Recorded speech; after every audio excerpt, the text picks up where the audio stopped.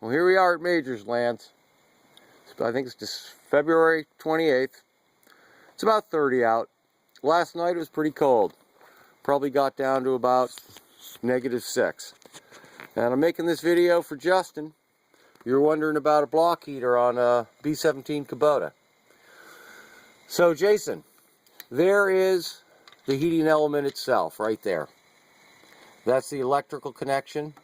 Goes right to a 110 volt plug. Kind of screws on there to the heater element. Heater element's right there going into the block where there was originally a large blanking plug with a, I think it was a 17mm Allen in the end of it. I put it aside the other day to show you. This morning I couldn't find it. But that's brass, and it takes a little bit of Teflon tape and a big wrench to get it in there. You may have to use an impact wrench and some penetrating fluid depending on how old your tractor is to get the plug out. But it comes out, and that's all. This other stuff, Jason, is assorted wiring that you don't have. It's not related to the block heater for a logging winch contractor switch over here. But let me go start her up. Feel the radiator hose is warm. Let's see what the temp gauge says. I got the dash pulled out because I'm about to replace a tack cable that snapped.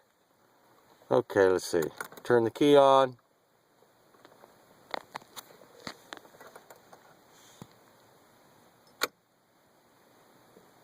Now, it's hard to see on video, but you can see it. It registers. So she's already a bit warm. So let me get this configured to start. Okay. Let our glow plugs go for a minute. There we go. So you can see, warming it up with warming the water really makes a difference. That was a neutral safety switch on the clutch. It's a little funky. Sometimes I have to push it down a couple times to get her to activate. But you can see she runs pretty smooth, considering you don't get any black smoke, doesn't cough, doesn't wheeze, doesn't struggle. And that's a 400 watt heater. So let's see what the temp gauge says, anything.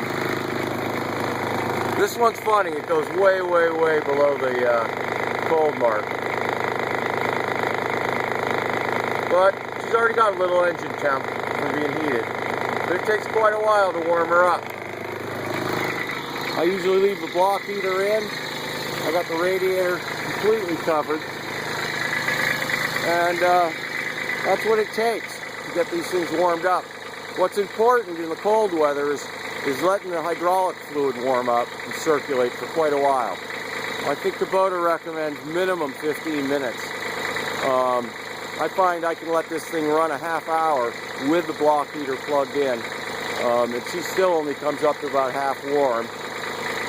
You can drive it, that gets the fluid hotter, and but it takes quite a while and almost, I would say, some working to get it up to operating temperature in the winter.